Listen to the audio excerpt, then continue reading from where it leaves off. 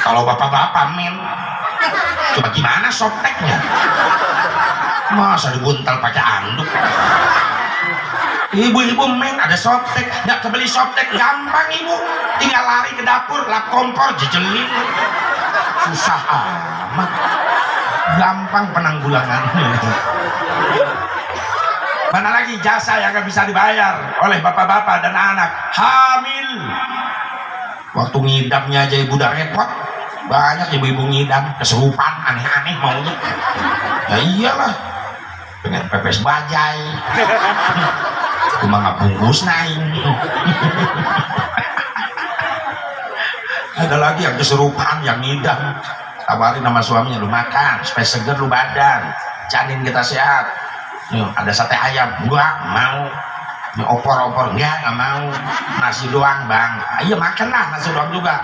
Pengen dicocolin nasinya bang, dia cocolin opor, gepuk tuh ada tuh sate, bukan. Dicocolin sama apa tuh nasinya? Sama kepala kiai. Kesurupan nih orang. Dia mah dendam ngidamnya. Mana kiai mau dicocol kepala? Datang suaminya minta izin sama kiai yang rindu ya, istrinya lagi ngidam, pengen nyotol nasi sama kepala kiai. Kata kiai aneh-aneh yang ngidam. Sebelum gua dicocol, mending lu gua cocol sekarang ya. Udah kacau tuh yang ngidam ya, amit kesurupan ngidamnya. Ngidam aja udah repot, apalagi udah gede perut 8-9 bulan kan repot bu ya. Laki kita mah tenang-tenang aja. Ibu tidur, masya Allah nggak nyaman tidur lagi gede perut, bener gak? Telentang, tengkurap, repot, takut mejret. Tidur telentang terus, takut ada yang naik lagi, naik ke puncak gunung. Serba salah. Iya. Serba salah, makanya harus baik sama istri.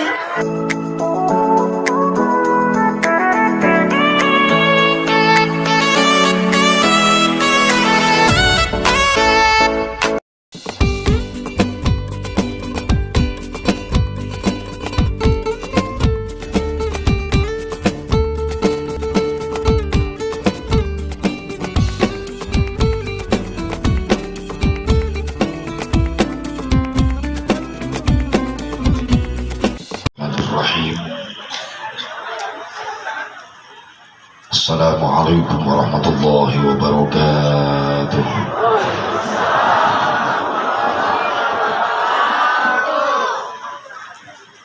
Alhamdulillahil wahidil qahhar, al-azizil ghaffar.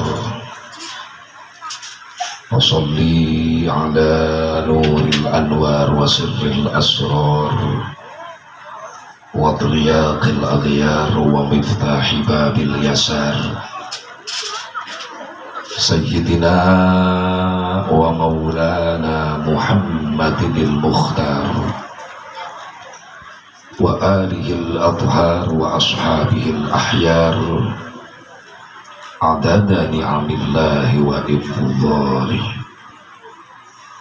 أشهد أن لا إله إلا الله وحده لا شريك له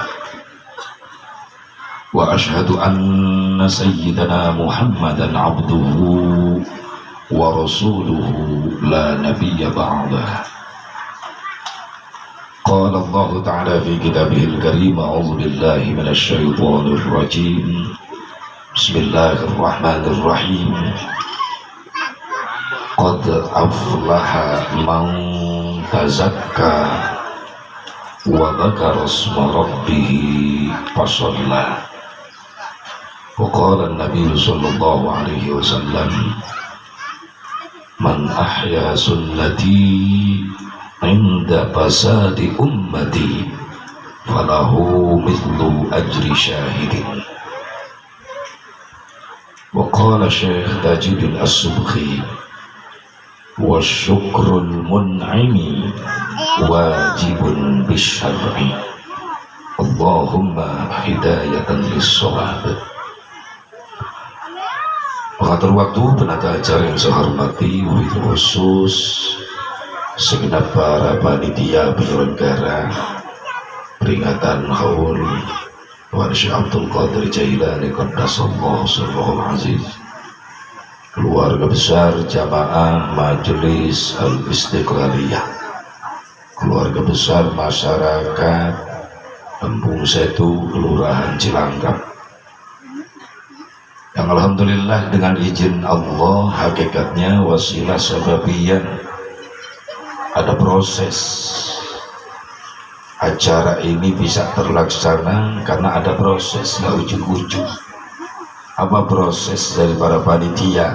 Ada perjuangan, ada pengorbanan. Udah lama Al-Mukarram Khairuddin menghubungi kami untuk menentukan tanggal pengajian, meskipun jauh-jauh ke Cikampek, macet lagi, nggak disuguhin makan, enggak, soalnya nggak ada panitianya pada waktu itu, nggak ada seksi konsumsi, nggak ada. Udah setahun lebih ini perjuangan, disusul pengorbanan. Apa pengorbanannya? Harta, tenaga, pikiran. Harta dikorbanin. Ada tenda, ada panggung, sound system. Ini bukan milik panitia, bukan, punya orang lain. Kok dipasang di sini? Karena dibayar pakai harta panitia. Tenaga dikorbanin, jemaah ikut bebenah supaya nyaman di tempat dipakai ngaji. Bahkan sampai ada yang ikut begadang malam, menjemput meskipun salah sasaran, gara-gara Google Map-nya ngaco itu Google. Kebetulan saya malam habis ceramah di daerah Cisalopa, Bogor, langsung nginep di sini. Malam ini langsung ke Ciawi malam ini. Gak apa-apa meskipun gak ada yang nanyain. Ya barangkali mau tahu, habis dari sini saya ke Ciawi. Malam besok langsung ke daerah Bandung, Cibaduyut. Biarin gak ada yang nanyain juga. Ya, malam Selasa, malam Rabu, malam Kamis, Brunei Darussalam. Kalau ada yang ngundang, kalau kagak ada ya udah molor di rumah. Apaan ke Brunei, nggak ada yang kenal, ada nyasar di sana. Alhamdulillah, ini ada perjuangan, ada pengorbanan, harta dikorbankan, tenaga dikorbankan, pikiran dikorbankan. Takut Asep Mubarak nggak datang. Ya kalau Asep Mubarak nggak datang, Ustaz Doherudin yang digebukin. Ngomong ngondak Asep Mubarak datang kagak. Makanya saya begitu nyampe malam, seneng banget, girang ya. Girang sampai ninggalin saya, dia molor. Saya nggak ada sampai subuh, liciknya panitia. Jadi kata Ustaz Doherudin, nggak ada lagi nih mau balik, jemaahnya belum hadir, mau balik udah datang duluan. Berarti ya inilah mau balik ke Jajaden ini. Udah datang duluan, nginep lagi, repotin lagi. Ini pengorbanan, takut Asep Mubarak nggak datang, takut nggak jadi nih acara. Ya kan imbasnya trauma nih tahun belakang kemarin. Pramubali berbangkrut semua gara-gara corona lahir itu. Panitia ngebatalin semuanya. Karena imbasnya Kiai mau balik, nggak boleh kemana-mana, cukup di rumah saja. Di rumah doang, gua makan apa? Nggak ada ngegaji. Jabat dibatalin semua, nggak diizinin. Ngarep-ngarep yang mati nggak ada. Ya barangkali ada tahlilan lumayan juga. Iya, ada yang mati nggak boleh ditahlilkan karena mengundang kerumunan. Gagal lagi. Masya Allah. Habis corona lahir adeknya di Afrika, lahirnya si Omikron. Patuh si Omikron tuh genep gitu. Lahirnya di Afrika. Kalau corona sipit putih, lahirnya di Cina. Lagi Omikron, repot lagi. Ini imbasnya semuanya, bukan di Indonesia aja, sedunia. Sampai di Indonesia tahun ke belakang, 2 tahun ke belakang, Masya Allah rukun Islam jadi kurang 1. Ibadah haji, betul kan? Nah inilah kita yakinkan, urusan nasib ibadah haji urusan Allah. Kalau kita ngomong-ngomong sama tetangga, sama temen, perasaan kita mah gak bakalan nasib ke Mekah, gak punya uang. Yang punya Mekah Madinah Allah. Betul nggak? Buktinya yang udah lunas gak berangkat. Betul nggak? Berarti yang milik Mekah Madinah tuh Allah. Kalau kita memang pengen ke Mekah, pengen ngerasain sujud depan Ka'bah, pengen merasakan indahnya baca salawat depan makam Rasulullah, duluin daftar sama Allah yang punya Mekah Madinah. Kalau kita belum punya ongkosnya, jangan putus asa dari rahmatnya Allah. Yang punya Mekah Madinah Allah. Banyak kejadian yang nasib orang yang kagak punya apa-apa bisa nasib bajian. Allah mudahin nasibnya. Tetangga saya Ustadz, Masya Allah, boro-boro mikirin ongkos ke Mekah, pengen ngerokok aja susah, santrinya pada pelit. Di Cikampek begitu Bu, santri-santri pada pelit sama kiai. Kalau di sini, ya awalnya dari sini kan.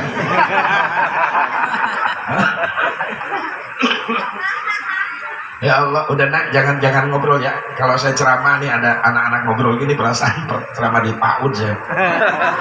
Coba mana ibunya, tolong di ini Bu. Nah, jangan ngobrol ya. Nih, lagi nasihan emak lu nih. Diam, jangan ngobrol. Ya, udah ya, jangan ngobrol ya. Percis emaknya. Bu, yang punya Mekah Madinah siapa? Daftarin dulu sama yang punya siapa? Allah. Kapan daftarnya? Tiap habis sholat, angkatin tangan, minta sama Allah. Kalau kita ditanya butuh nggak hidup nih sama Allah, butuh. Minta aja kagak pernah sama Allah. Kalau mama zaman dulu, bapak zaman dulu, assalamualaikum, tasbih yang dipegang. Nah sekarang remote sama HP. Betul nggak? Kerjaan siapa tuh? Nengok sono kemari, liatin suaminya, mungkin nyari suami, itu pekerjaan suaminya. Ya Allah, kalau butuh sama Allah, rajin minta sama Allah. Kenapa? Karena Allah gak pernah bosan diminta sama kita. Justru sebaliknya kita yang bosan minta. Wirid mah wirid, numpuk tiap kiai dimintain wirid, dibaca mah kagak.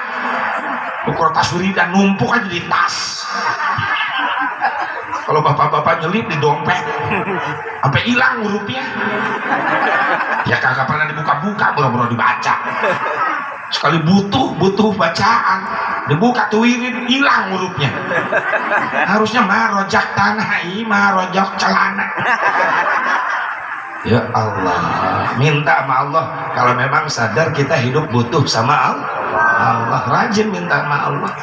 Sampai Ustadz teman saya nasib alhamdulillah, meskipun syariatnya ya diongkosin sama dermawan, tapi kan hakikatnya nasibnya yang mahal itu. Betul nggak?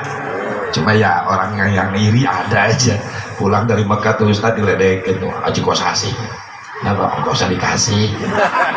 Ada aja orang usil. Kalau yang ono Haji Mansur sih, alamannya digusur kelebaran jalan, usil banget tuh orang. Kalau yang sebelah sono, Haji Wahyu sebenarnya sawahnya payu. Orang yang ngejual sawah, lu yang repot kenapa sih? Yang sono Haji Tower, Haji Tower.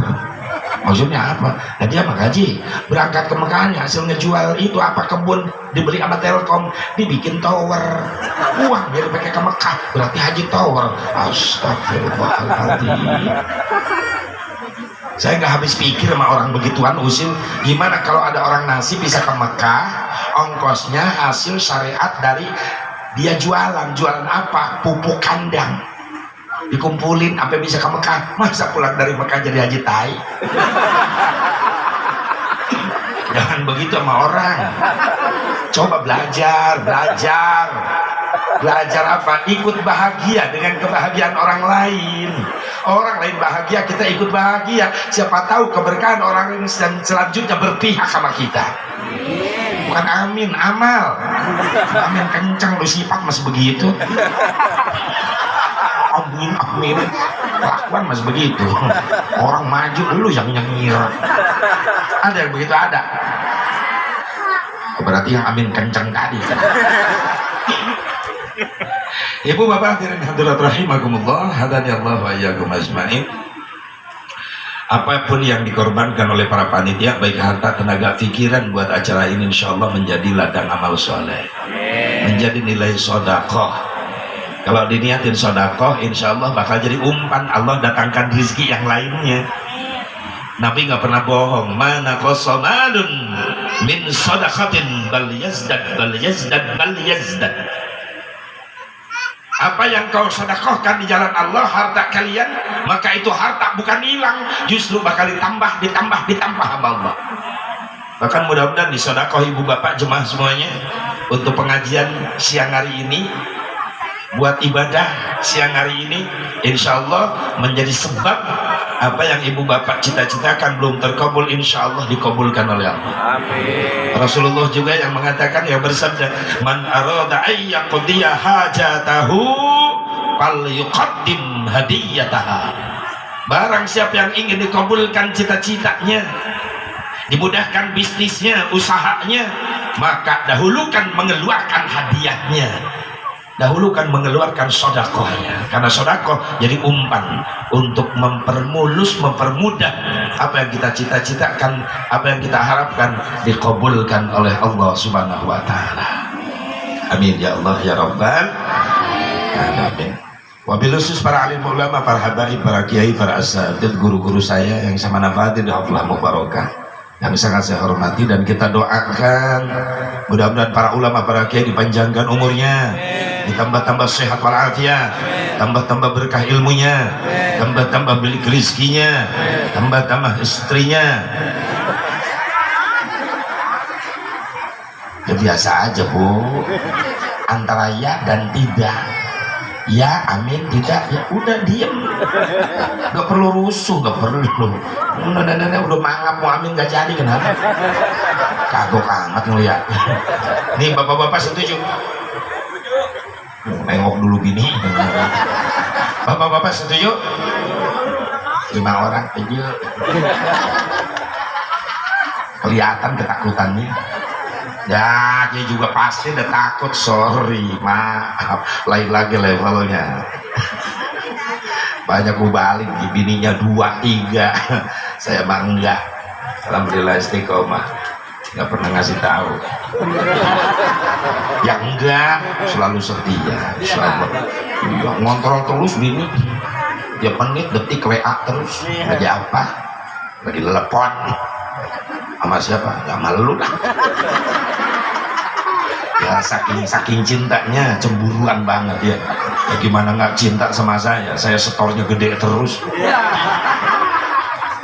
Makanya Pak, kalau pengen bini sayang terus, percaya sama bapak, gimana doa, duit. Ini ketahuan ibu-ibu nih, mau di rumah, mau di pengajian, aneh di kepalanya duit terus. Siapa sih lakinya nih? Gimana kata tangan begini doa, kalau duit begini kagak gaul lu ah.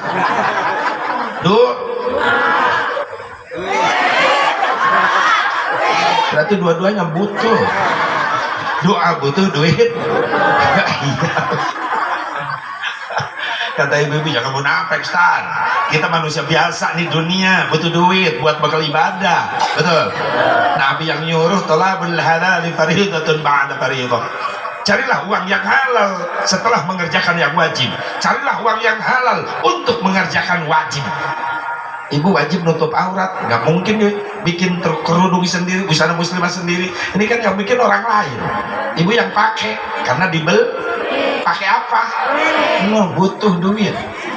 Makanya kalau sama Ustadz Makiai jangan ngecap loh, Ustadz matre, Ustadz mata duitan. Ustadz juga manusia, butuh duit. Udah salah lagi. Lihat tangan, butuh aman. Nah gitu komplit dong. Bu mau kemana Bu? Oh iya. Nanti sering-sering ngaji bawa anak. Hati-hati di jalan. Ya kasihan. Yang lain mau ikut pulang ayo. Enggak? Ya udah. Kalau bisa pulang semua aja lah. Gue nggak capek. Amplop udah dirapat. Bu, butuh doa.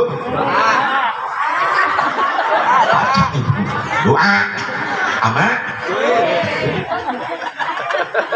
Normal, saya juga manusia. Makanya jauh-jauh dari Cikampek ke Tapos, ke Cilangkap, daripada diem di rumah. Bener, pusing kepala di rumah, mikirin banyak ulang-ulang, utang baru ketemu udah mikir. Tahu dari mana gue banyak utang? Enak aja lu mikir, ulang-ulang utang. Makanya saya berangkat ke sini. Mudah-mudahan di sini dapat doa. Astagfirullahaladzim. Ini orang rajin mitnah di sini ya. Insya Allah di bubar pengajian ibu bapak bawa ilmu, saya pulang bawa amal, amplop. Tapi pulangan kesini aja dah.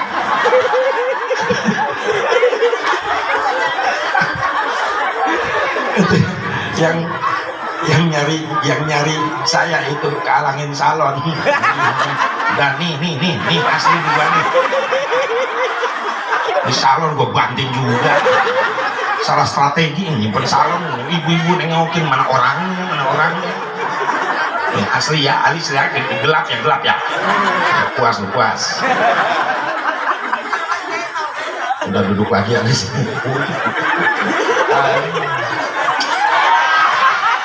Nenek tahu. Ya Allah ya Rabb. Ibu bapak dari hadirat rahimakumullah, udah doain para ulama, para habaib, para kiai panjang umur, sehat walafiat, ditambah berkah ilmunya, mudah rezekinya, dikasih turunan yang soleh dan solehah yang mampu melanjutkan perjuangannya. Aparatur pemerintah setempat baik sipil, TNI, Polri yang saya hormati dan insya Allah dijadikan pemimpin yang amanah. Pada salam ihtiram, marilah kita bersama-sama menjadikan puji syukur kehadirat Allah Subhanahu wa taala. Shalawat beserta salam semoga tetap Allah curahkan selama-lamanya dari Banjing Junan besar Muhammad sallallahu alaihi wa alihi wasallam, kepada keluarganya, para sahabatnya, para tabi'in atau tabi'in, para ulama-ulama salihin, juga para pengikutnya, khusus kita yang hadir pada siang hari ini. Mudah-mudahan kita mendapatkan syafaatul uzmahnya Nabi Muhammad sallallahu alaihi wa alihi wasallam. Hadirin hadirat hadanillah wa iyyakum ajmain. Untunglah kita menjadi umatnya Nabi Muhammad. Kenapa? Karena umat Nabi Muhammad, umat Islam adalah umat yang paling mulia di hadapan Allah dibandingkan dengan umat yang lain.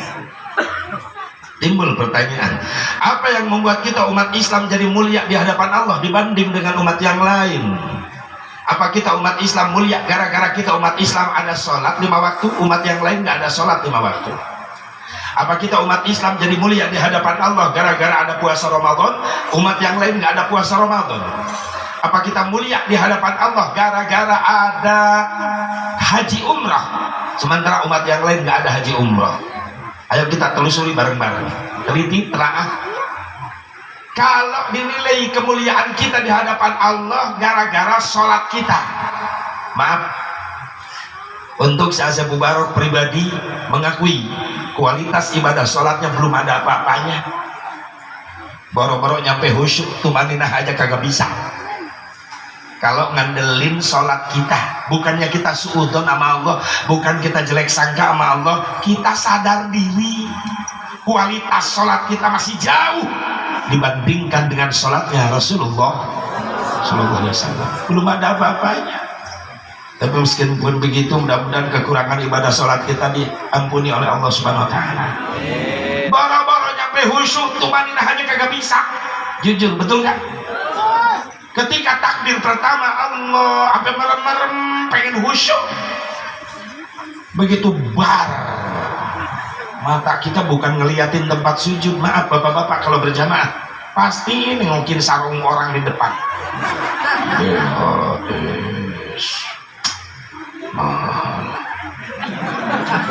Tapi atas juga bagus. Allah Akbar. Tapi yang baru sekarang mahal katanya atlas. Nggak apa-apa, wadi morsan.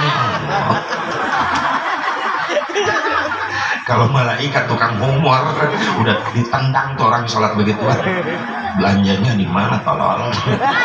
Sholat mikirin harga sarung. Makanya kalau sholat anak kita ke masjid, tolong Bu, punya anak laki-laki ke masjid, kasih bajunya yang polos. Karena berjamaah bukan mikirin diri sendiri, bapak-bapak nih laki-laki di masjid, pikirin orang di belakang kita, untuk menjaga kehusyuan, ketumaninahan yang di belakang kita. Di sembarangan anak ke masjid pakai kaos bebas, berjamaah ngikut, kaos hadiah iklan dipakai sholat berjamaah sama anak kita. Ini kacang Garuda, jeblak di belakang, ini kacangku. Di sampingnya temennya pakai kaos hadiah kopi kapal api, jelas lebih enak. Di depan lagi anaknya, ustadz di belakang sholat sunat. Allahu Akbar. Begitu mata melek, lihat di depan kaos anak-anak, ini kacangku. Di sampingnya jelas lebih enak. Ustadz jadi mikir, bukan khusyuk, ini kacang apaan yang enak. Jadi ngaco tuh Ustaz. Mata keganggu ketika sholat, telinga diganggu ketika sholat. Maaf ibu-ibu, kalau saya tanya, sholat isyaknya ibu-ibu bukan karena adzan isya, karena iklan. Lu ngaku jujur lu. Anak udah ngasih tahu, nah udah adzan isya, nyantai, isya lama waktunya. Ini sayang si Andin lagi seru-serunya. Nanti kalau iklan sholat isyaknya kalau begitu iklan baru dah ke kamar sholat. Anaknya ngomandoin di ruangan tamu depan TV, mah iklannya banyak. Maya tenang, iklannya banyak. Udah nyampe 3 rakaat, anaknya teriak, memulai Allahu Akbar, Allah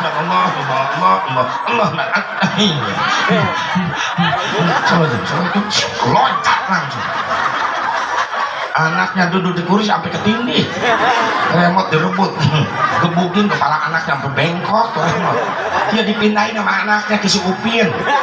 Upin tuh, udah ancur gua lagi seru si Andin, sholat hancur, wiridan lapor, kepala anak genjur. Kerjaan siapa tuh? Telinga keganggu, hidung keganggu ketika sholat. Makanya maaf, yang rumah bertetangga dengan masjid, waktu-waktunya sholat jangan goreng-goreng ikan asin. Sholat loh. Ada yang sholat di masjid lagi lapak-lapak, sholat dulu sampai melengking lapar. Nggak nyadar tuh yang masak samping masjid ikan asin buandeng, masuk asapnya ke masjid, dia lagi sholat. Cocoknya sama jengkol sambal berdagang, cocok habis sholat meliwat. Allah kacau bener tuh sholat. Hidung keganggu, apalagi kalau kita lagi sholat keganggu pantat. Maaf jujur, pasti nih bapak-bapak ibu-ibu ada yang pengalaman sholat nahan kentut. Ayo jujur, dibatalin, sayang serokaat lagi, nggak dibatalin udah nyedek ke gerbang. Bagaimana ekspresi orang nahan kentut lagi sholat?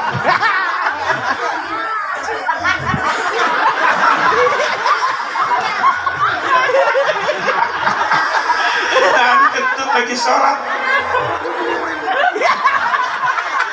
Kok Ustadz tahu? Gua ngalamin. Ya jangan nyalahin orang.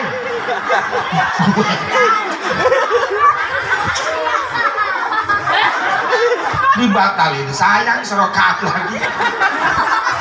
Tapi jago tuh anak muda lagi berjamaah sholat, imamnya engkong-engkong, lambat banget, metik tanpa gigi.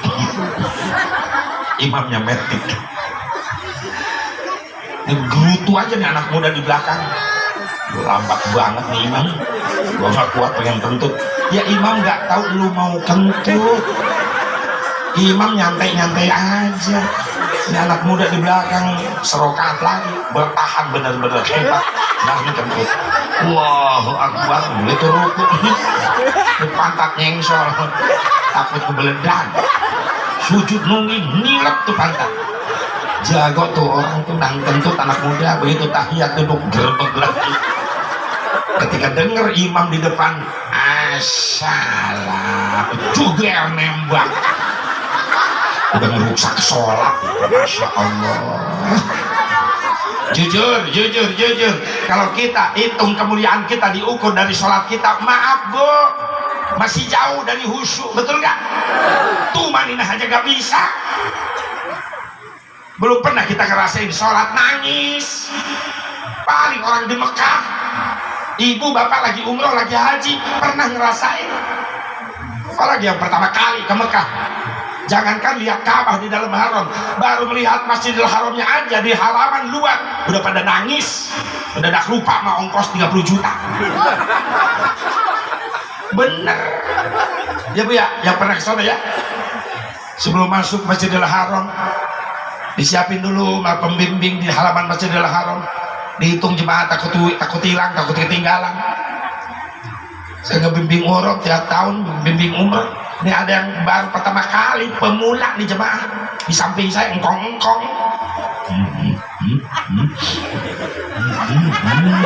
Gua kira wiridan. Dilihat tuh mewek di singkong. Ada pangkong. Banyak dosa. Ih, gua juga banyak. Sombong. Ya, apa? Masjid Haramnya di mana? Ini depan. Dia kira hotel. Ini Masjid Haram. Ka'bahnya di mana? Di dalam.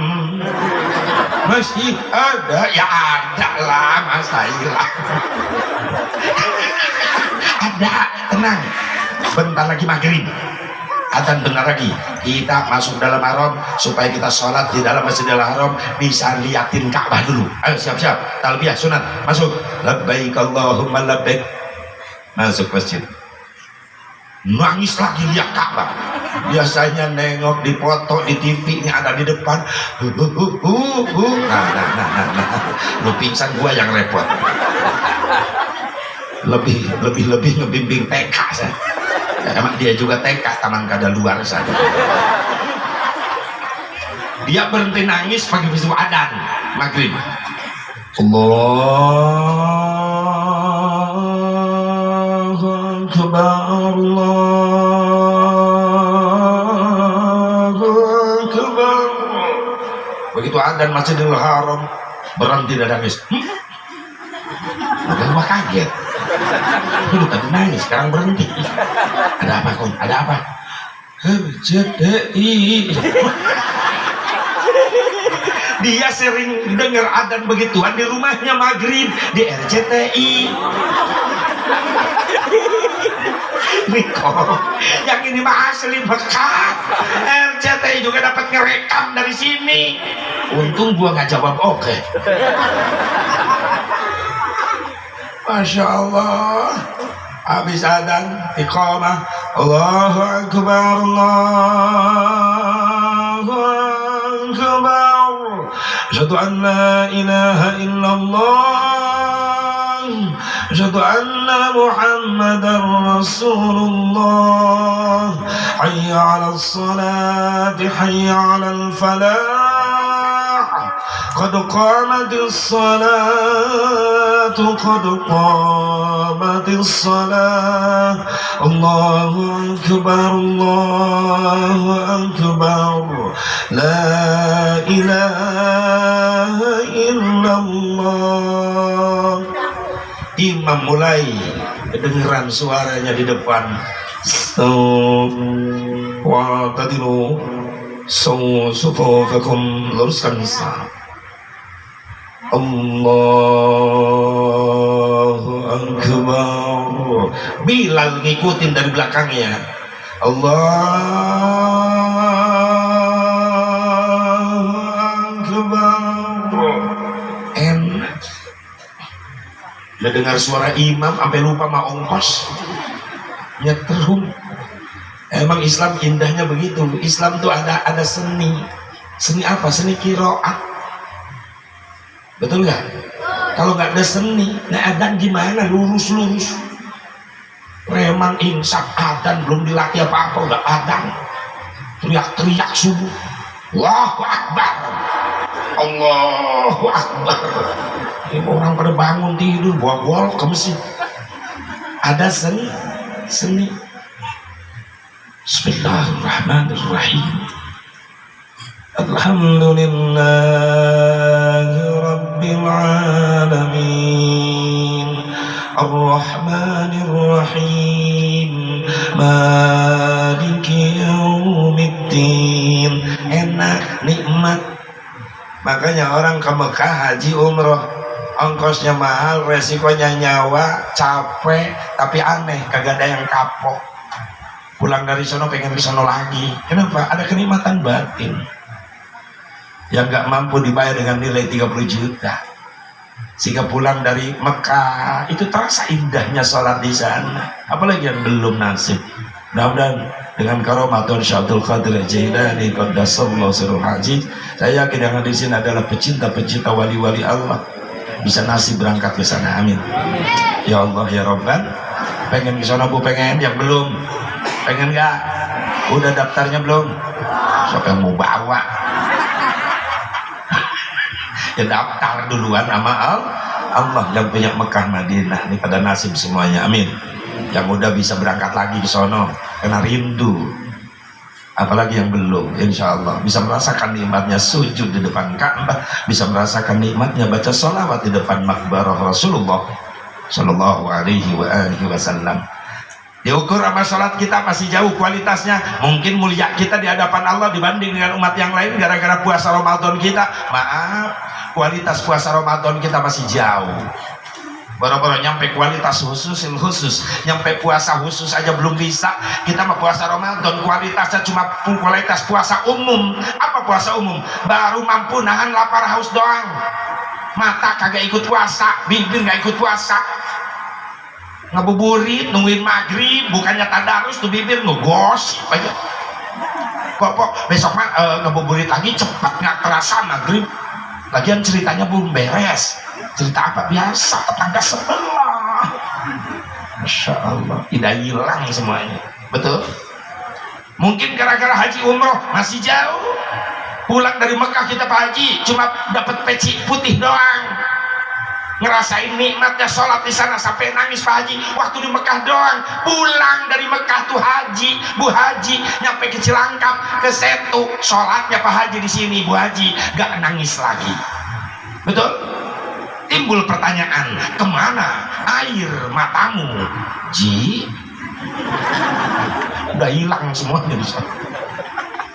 Baca sholawat nangis di situ. Kita ke Raudhah Madinah Al Munawwarah, masuk dari Babus Salam pengen ziarah ke Rasulullah ke Raudhah, baru ngucapin kalimat Assalamu alayka ya Rasulullah, nangis malu sama Rasulullah. Pulang dari Mekah tuh haji baca sholawat di Setu gak nangis lagi. Kemana air matamu Ji? Habis di Madinah. Makanya pengen ke sono lagi. Mudah-mudahan bisa nasib lagi. Cepat normal lagi di Indonesia, amin. Ya ribet lah gara-gara yang beginian diteguran dunia nih. Bukan Indonesia saja, sedunia. Mekah Madinah kena imbasnya. Betul gak? Betul gak? Kalau ini sedunia berarti teguran dia Allah. Allah negur. Di dunia udah banyak yang sombong dengan ilmunya. Amerika sombong, Rusia sombong, kayak sombong, mampu membuat senjata canggih. Allah tegur, Allah ciptakan pelor yang kecil gak kelihatan corona namanya. No Amerika, Rusia labakan semuanya, gak bisa ngadepin. Makanya jangan cuma kalau udah datang teguran dari Allah semuanya kebagi. Satu makan nangka semua kena getahnya. Makanya mudah-mudahan dengan pengajian ini jadi benteng buat kita khusus yang hadir. Semuanya diselamatkan oleh Allah, dijauhkan dari balahi, dijauhkan dari wabah, kita diselamatkan di dunia wal akhirah. Amin. Ya Allah ya Rabbal Alamin. Kalau bukan karena haji, bukan karena puasa Ramadan, bukan karena sholat, habis kita mulia di hadapan Allah umat Islam. Gara-gara apa? Jawabannya cuma satu, gara-gara dapat cintanya Nabi Muhammad. gara-gara dapat syafaahnya Nabi Muhammad sallallahu alaihi wasallam. Kalau nggak ada syafaahnya Nabi, mau ngandelin apa? Kita tahu diri, kualitas sholat kita, ibadah kita masih jauh. Makanya kita muliakan Syekh Abdul Qadir Al-Jailani. Kenapa? Karena di pundak beliau ada stempel telapak tangan Nabi, telapak kaki Nabi Muhammad sallallahu alaihi wasallam. Ketika Rasulullah mau Isra Mi'raj, ini buruk yang ditawarkan oleh Allah, yang nangis tuh buruk. Rasulullah nanya, kenapa lu nangis buruk? Saya sudah mendambakan dari dulu pengen jadi kendaraannya Nabi Allah terakhir, manusia yang paling mulia yang bernama Muhammad bin Abdullah. Karena kata Nabi Muhammad, aku Muhammad bin Abdullah, terima kasih, pilihlah aku untuk menjadi tungganganmu Isra Mi'raj. Kata Rasulullah, baik, aku pilih kamu. Saking senangnya jadi gemuk tuh buruk, yang tadinya kurus jadi gemuk. Tapi aku ada permintaan ya Rasulullah. Apa? Tolong supaya jadi saksi nanti, tempelkan telapak tanganmu di punggungku. Lalu Rasul membuat stempel di punggung buruk dengan tangannya tinggi. Begitu ditempelin tangan Rasulullah, ini buruk jadi tinggi. Rasul sampai kagak kesampaian mau naik. Harus pakai apa wasilahnya naik punggung buruk? Maka Allah ngutus satu arwah ruh yang datang di depan Rasulullah menawarkan diri. Ya Rasulullah, jangan susah untuk naik ke punggung buruk, injak saja aku. Kata Rasul, siapa kamu? Aku adalah ruh Gausul A'zam Abdul Qadir Al-Jailani. Ruhnya Tuan Syekh Abdul Qadir Jailani datang. Kata Rasulullah, hebat kamu, dari turunanku kamu akan menjadi orang yang mulia. Baik, telapak kakiku akan aku tempelkan, injakkan di punggungmu, dan insya Allah akan menjadi stempel di pundakmu telapak kakiku. Tanda apa ini ya Rasulullah? Kalau seandainya Allah tidak menutup Nabi dan Rasulnya dengan aku, dengan kerasulanku, kata Nabi Muhammad, mungkin kamu akan menjadi Nabi. Tapi Allah sudah menutup seluruh Nabi dan Rasul, ditutup terakhir dengan kerasulan dan kenabianku. Maka engkau akan mulia nanti. Aku injakkan telapak kakiku di punggungmu untuk menjadi tanda bahwa kamu Abdul Qadir akan menjadi rajanya para wali-wali dan umatku. Jadilah Sultan Aulia Syekh Abdul Qadir Al-Jailani. Maka naiklah Rasulullah ke pundak Syekh Abdul Qadir. Ceplak, ada bekas telapak kaki Rasulullah di pundaknya Tuan Syekh Abdul Qadir Jailani. Subhanallah. Nah, inilah keturunan Rasulullah yang kita haulkan, yang kita peringati haulannya. Meskipun sebagian kecil umat Islam ada yang masih mengharamkan apa-apaan haul, nggak ada dari sononya. Ya orang udah mati, buat apa kita baca Fatihah, kedengeran aja kagak, dia udah mati. Emang kenapa mas? Ya Ustaz, pikir aja logika apa? Orang udah mati, mau denger apa? Yang denger itu yang masih hidup. Orang yang nggak mati dibacain Fatihah, dia denger aja kagak. Menurut logika emang betul mas, orang yang mati kagak denger, yang denger itu yang masih hidup, itu menurut logika. Tapi beda dengan iman.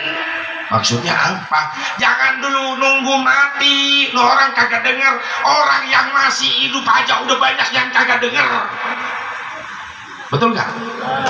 Jangan nungguin mati dulu kagak denger, yang hidup aja udah banyak yang tuli. Bener gak? Kong, mau kemana? Beras merah. Kan kagak nyambung. Berapa seliter? 6 karung. Kagak nyambung, masih hidup tuh singkong. Mudah-mudahan engkong diterkam harimau. Amin. Oh berarti sakti. Masih hidup udah kagak nyambung. Jangan nunggu mati. yang hidup aja banyak orang tuli. Jadi urusan denger kagak denger bukan urusan mati atau hidup, tapi itu urusan Allah Subhanahu. Yang menyampaikan bacaan kita adalah Allah. Itulah iman. Betul? Yakin nggak nih ruh Rasulullah, ruh Syekh Abdul Qadir Jailani hadir? Yakin nggak? Yakinlah. Kenapa? Allah melalui Rasulnya. Rasul pernah ditanya oleh Ibnu Wahibah, kenapa kita harus mengingat orang-orang yang soleh tapi dia sudah tiada ya Rasulullah? Maka Rasul jawab, inda dzikris salihin tanzilur rahmah. Ketika kita mengingat orang-orang soleh, maka kontan Allah mengutus ribuan malaikat rahmat hadir ke tempat itu. Untuk apa? Supaya hadir semuanya pulang membawa rahmat Allah. Alhamdulillah. Dan haulan sudah ada di zaman Rasulullah Sallallahu Alaihi Wasallam. Makanya baca dulu sejarah. Jangan tahu mau bid'ah tuh dolalah sesat. Nggak ada dari sononya. Apa-apa nggak ada dari sononya. Maulid nggak ada dari sononya. Wajaban nggak ada dari sononya. Di Kerawang ada yang begituan, Bu. Haji mau kemana? Muludan. Wah, ada dari sononya Pak Haji. Saya samperin, lu ngomong apa barusan? Ya Muludan nggak ada dari sononya Pak Haji. Nah, lu dari kapan dari sono? Maksudnya apa Pak Haji? Ya lu maksudnya tadi apa? Iya Pak Haji, Muludan nggak ada dari sononya. Begitu. Ya sekarang gua tanya, lu kapan ke sono? Ketemu sama siapa lu di sono? Bawa apa lu dari sono? Kapan lu mau ke sono lagi?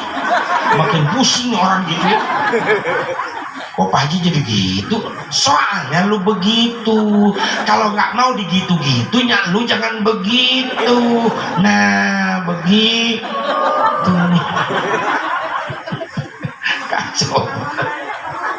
Iya, apa-apa nggak ada di sono, nggak apa-apa bilang. Baca sejarah. Riwayat Ibnu Abbas radhiyallahu anhu, kata Ibnu Abbas, karena Rasulullah SAW ya'ti kubur syuhada inda ra'sil haul fayaqulu assalamu alaikum bima sabartum fa ni'ma ukhbad dar. Qala wa kana Abu Bakar Umar Utsman yaf'aluna dzalik. Hampir setahun sekali Rasulullah menghaulkan para syuhada Uhud. Rasulullah itu setahun sekali harus ke Uhud. Kenapa? Menghaulkan. Begitu nyampe ke makom Uhud, dan kebetulan di Uhud juga ada makom pamannya, yaitu Sayyidina Hamzah radhiyallahu anhu. Maka Rasul sampai ke makom Uhud mengucapkan kalimat assalamualaikum bima sabartum fa ni'ma ukhbad dar. Keselamatan buat kalian semuanya, hasil dari kesabaran kalian. Sekarang kalian ditempatkan oleh Allah di tempat yang penuh dengan kenikmatan.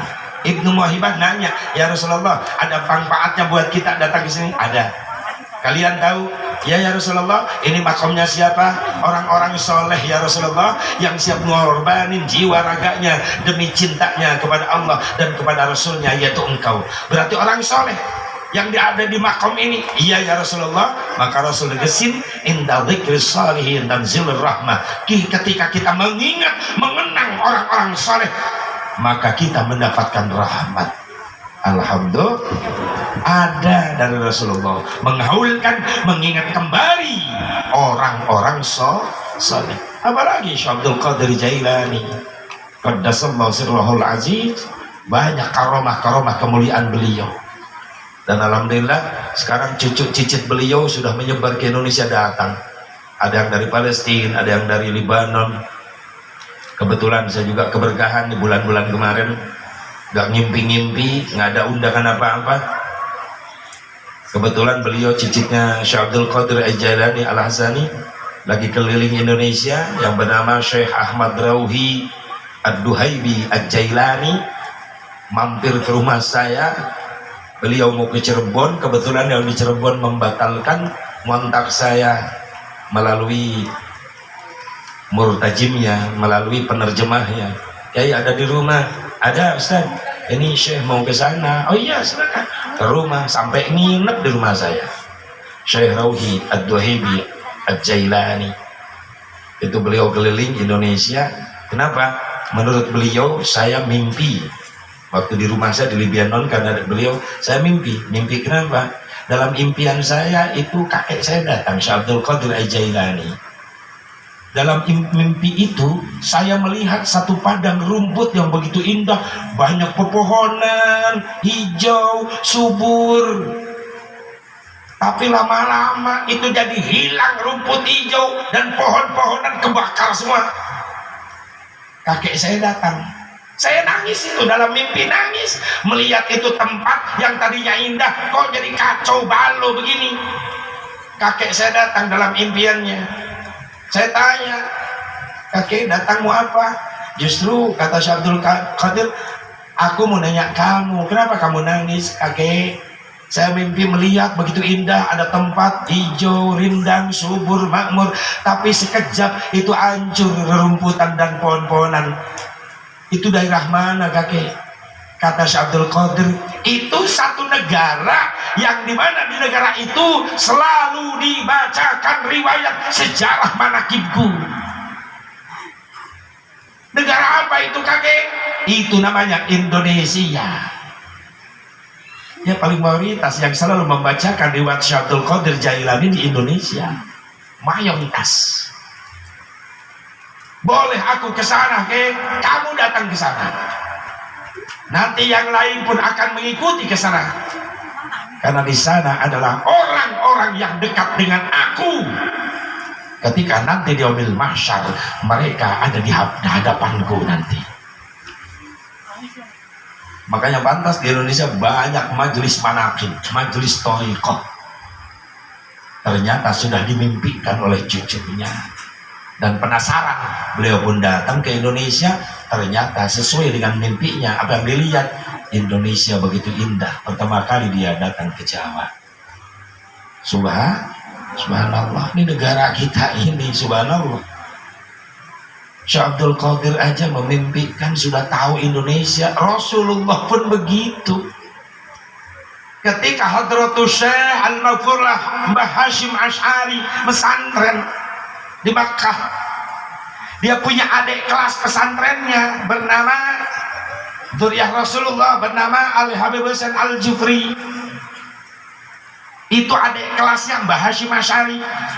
Beres pesantren pulang, nih Habib Husain Al-Jufri pengen tahu pulang kemana. Indonesia, saya pengen ke Indonesia. Maka hijrahlah dari Tarim Yaman Habib Husain Al-Jufri. Di mana? Ke Palu, Sulawesi. Dia berjuang agama di sana. Mbah Hashim di Jawa, Habib Syekh Aslim Al-Jufri berjuang agama di Palu, Sulawesi. Ketika dalam satu saat tidur, Habib Salim Al-Jufri tidur. Dalam tidurnya datanglah Rasulullah dalam mimpinya. Kata Rasulullah, Al-Jufri, kalau negara ini merdeka, tolong sampaikan, kasih mereka bendera dua warna, merah dan putih. Lalu Habib Salim Al-Jufri menghubungi Mbah Hashim Asy'ari. Mbah Hashim Asy'ari, aku mimpi. Mimpi apa? Rasul datang kepadaku dalam mimpiku. Ada amanat apa? Ada pesan apa? Kalau negara ini merdeka, tolong kasih bendera dua warna, merah dan putih. Maka kata Mbah Hashim Asy'ari, baik, itu ide bagus. Aku akan sampaikan kepada Bung Karno nanti ketika Muktamar NU kedua tahun 37. Maka pada Muktamar NU kedua tahun 37, pesan itu disampaikan kepada Bung Karno dan tidak ada tawar-menawar. Bung Karno langsung menerima merah putih adalah bendera kebangsaan kita. Pesan dari Rasulullah. Makanya wajar di Indonesia banyak dzurriyyah Nabi, betul? Karena Indonesia nggak bisa dijauhkan dari habaib. Indonesia nggak bisa dijauhkan dari dzurriyyah Nabi. Kenapa? Banyak para habaib yang ikut mendirikan bangsa tercinta ini. Betul nggak? Yang merancang gambar Garuda aja itu kan dzurriyyah Nabi, cucu Nabi. Sayyid Hamid Al-Qadri itu perancang burung Garuda. Yang membuat paskibra, pasukan pengibar bendera. Ketika Bung Karno mau memproklamasikan, nih siapa yang mengibarkan bendera, datanglah seorang TNI, Tentara Nasional Indonesia berpangkat sersan pada waktu itu, bernama H. Mutahar. Kata H. Mutahar, Bung, jangan susah-susah, saya sudah bikin pasukan pengibar bendera. Sampai sekarang paskibra dipakai di istana. Siapa yang menciptakan paskibra? Adalah Durriyah Nabi H. Mutahar, yang nama aslinya adalah Al-Habib Husain bin Ahmad bin Husain bin Ahmad bin Husain Al-Mutahhar, cucu Nabi. Cuma nggak dijelasin di situnya Habib Mutahhar, enggak, H. Mutahhar. Bahkan beliau menciptakan lagu kebangsaan kita 17 Agustus 17 Agustus tahun 45. Siapa penciptanya? H. Mutahhar, Al-Habib Husain Al-Mutahhar. Makanya nggak bisa dijauhkan. Pantas Allah tidak hancurin Indonesia sekaligus. Kenapa? Karena masih banyak duriyah Nabi Muhammad SAW. Masih banyak pecinta Syekh Abdul Qadir, masih banyak pecinta Rasulullah SAW. Bukannya nggak mampu Allah ngancurin Indonesia, dihilangin sekaligus. Allah mampu. Lihat peta Indonesia, lautan, daratan, masih luas lautan, naik aja air laut, Indonesia hilang. Allah mampu ngadain seperti itu. Cuma dituntut gunung atu-atu aja yang kentut, prek. Tsunami pojokan-pojokan aja, nggak sekaligus. Kenapa? Masih ada benteng. Siapa bentengnya? Nah ini pecinta-pecinta Rasulullah, pecinta-pecinta Tuhan Syekh Abdul Qadir Jailani. Insya Allah karomahnya nyampe ke Indonesia, amin. Karena selalu manakibnya dibaca di Indonesia. Alhamdulillah. Makanya umat Rasulullah itu selalu dibanggakan. Nabinya udah terkenal sebelum dilahirkan, umatnya pun ikut terkenal. Kita belum digelar ke dunia, udah banyak yang ngomongin umat akhir zaman, umat akhir zaman. Kita udah disebut-sebut sama nabi-nabi yang lain. Maaf Bu, Pak. Nabi Nuh alaihissalam pernah dipuji sama umatnya, hebat kau Nabiullah Nuh. Hebat apaan? Ini kan di tengah padang pasir, tapi engkau membuat kapal laut begitu indah, begitu hebat. Tahu suatu saat akan menjadi lautan tempat ini. Hebat, punya ilmu teknologi dari mana kau bisa membuat kapal pesiar seperti ini? Kata Nabi Nuh, masih mulia umat akhir zaman, kata Nabi Nuh. Maksudnya apa? Ini ilmuku belum seberapa dibandingkan dengan ilmu umat Nabi akhir zaman. Emang ada lagi yang lebih canggih? Ada. Nanti ilmunya orang-orang umat Nabi akhir zaman. Ternyata betul. Nabi Nuh dari kayu bikin kapal laut. Nah kita umat akhir zaman dari besi, bisa pakai perang lagi. Betul? Lebih canggih ilmunya umat Nabi akhir zaman. Nabi Sulaiman dipuji sama umatnya, hebat kau Nabi Sulaiman. Hebat kenapa? Kau ngerti bahasa burung, bahkan bisa ngobrol sama burung. Kata Nabi Sulaiman, kecil dibandingkan dengan ilmu umat Nabi akhir zaman. Kita disebut lagi sama Nabi Sulaiman. Emang kenapa? Nanti ada orang-orang yang pandai berbicara dengan binatang-binatang, bahkan mampu melatih binatang-binatang bisa berbicara. Hebat tuh orang. Di mana? Kapan? Nanti umat Nabi akhir zaman. Nabi Sulaiman ngobrol. Nah umat Nabi akhir zaman kita bukan ngobrol, mampu ngelatih burung bisa ngomong. Beo, Assalamualaikum. Haji, ada kamu? Ngopi coy. Nah, zaman Nabi Sulaiman ada coy. Kan di akhir zaman ada coy. Umat Nabi akhir mampu melatih burung bisa ngomong. Burung saya di rumah, wah gacor banget. Haji, ada kamu? Saya teriak di rumah, bawa berkat gak? Bawa. Ngerti tuh burung. Saya nengok keluar, nggak ada apa-apa, nggak ada siapa-siapa. Tengok ke samping rumah, tetangga lagi ngumpet begini. Haji ada kamu, Haji ada kamu. Oh, dikirain burung biasa, tukang humor tuh tetangga. Saya juga mikir, burung saya burung pipit, bisa ngomong di mana? Tuh kan ketipu semua. Jangan saya aja yang ditipu sama tetangga. Ya Allah, Nabi Isa dipuji sama umatnya ketika membangunkan orang mati dan orang mati hidup lagi, bisa ngobrol dengan Nabi Isa, ngobrol. Kata umatnya, hebat kau Nabi Allah Isa, kau bisa menghidupkan orang mati, bahkan ngobrol dengan orang mati. Bagaimana kata Nabi Isa? Ilmuku belum ada apa-apanya dibandingkan dengan ilmu umat Nabi akhir zaman. Ada lagi orang yang bisa menghidupkan mati lalu ngobrol? Ada. Siapa? Nanti umat Nabi akhir zaman. Siapa beliau? Tuan Syekh Abdul Qadir Jailani Qaddasallahu Rahul Aziz.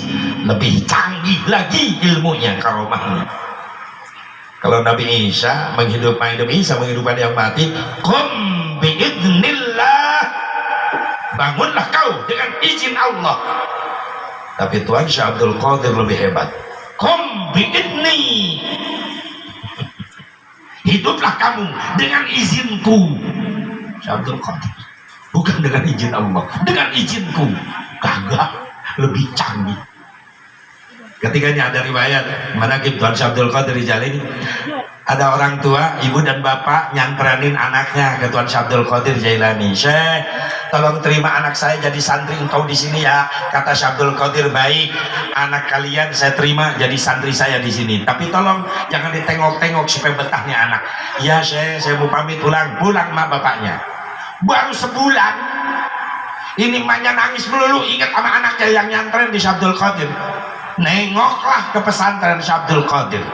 Begitu nyampe ke pesantren Syekh Abdul Qadir, dilihat Syekh Abdul Qadir lagi makan bareng sama santri-santrinya. Cuma kaget nih orang tua, lihat Syekh Abdul Qadir makan pakai daging ayam, sampai tulang belulang tuh ayam ada di depan Syekh Abdul Qadir, di depan Syekh Abdul Qadir. Sementara anaknya yang nyantren makannya dengan bubur kunyit, sampai kurus tuh anak. Ya nggak tega lah, namanya orang tua, anaknya mesantren jadi kurus begini. Marah nih orang tuanya. Syekh, engkau gak adil. Kata Syekh Abdul Qadir, gak adil kenapa?